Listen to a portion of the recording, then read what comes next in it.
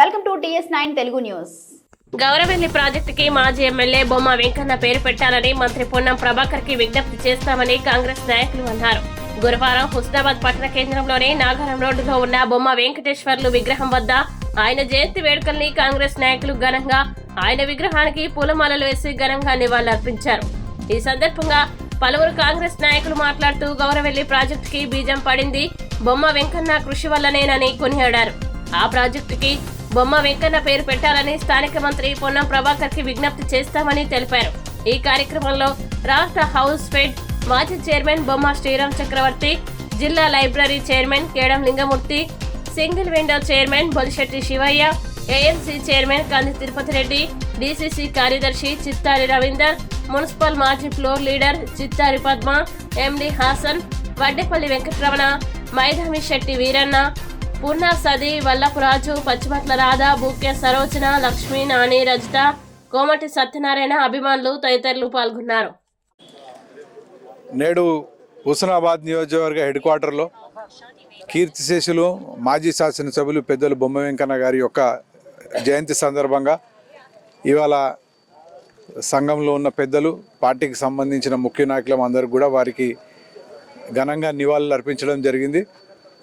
మరి వాళ్ళ ముఖ్య అంశం మరొకసారి బొమ్మ వెంకన్న గారు చూపించిన మార్గంలో ఈ ప్రాంత అభివృద్ధి కోసానికి, ప్రత్యేకంగా బడు బలైన వర్గాల యొక్క అభివృద్ధి కోసానికి మరి అనేక మార్లు వారు చిత్తశుద్ధితో, డిసిప్లిన్తో మనం ప్రజల్లోకి పోతే ప్రజలు ఎప్పటికైనా మనకు గుర్తిస్తారు, మనకు దక్కాల్సిన గౌరవం దక్కుతుందని చెప్పి తను అనేక మార్లు చెప్పేవారు.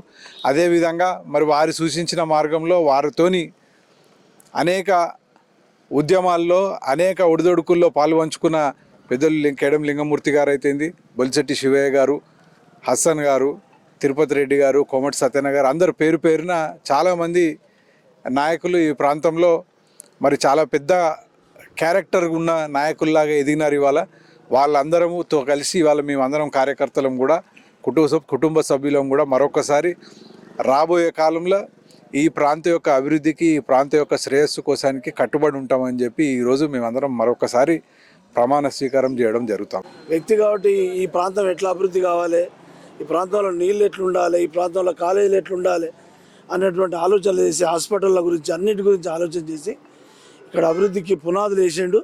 ఆ పునాదులే ఇవాళ మన రాష్ట్రంలో మొదటిసారి మంత్రివర్గంలో ప్రభాకర్ నాకు అవకాశం వచ్చింది. ఆయన రాష్ట్ర స్థాయిలో కూడా అభివృద్ధి చేయడానికి ఎన్నో కార్యక్రమాలు చేపడుతూ ఉన్నారు.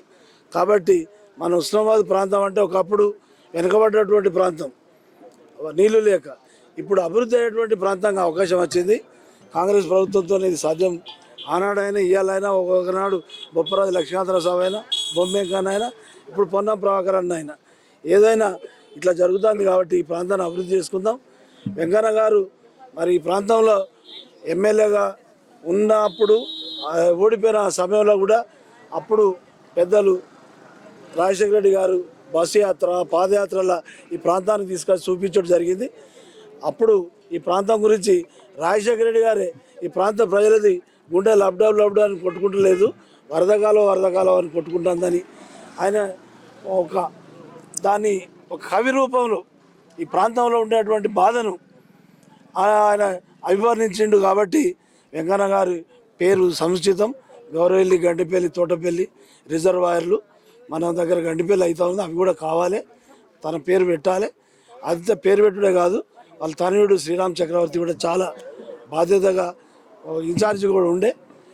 కాబట్టి తనకు కూడా రాజకీయాలలో అవకాశం ఉన్నప్పుడు ఒక అవకాశం కూడా వెంకన్న గారు మనకు ఇంత సహాయపడ్డాడు కాబట్టి, ఈ ప్రాంతం అభివృద్ధి చేసింది కాబట్టి శ్రీరామ్ చక్రవర్తి కూడా అభినందనలుగా, ఆశీర్వాదంగా ప్రభాకర్ అన్న గారు పెద్దలతో, రాష్ట్ర కాంగ్రెస్ పెద్దలతో మాట్లాడి ఆ విషయంలో కూడా పరిష్కారం చేయాలని కోరుతా ఉన్నాం.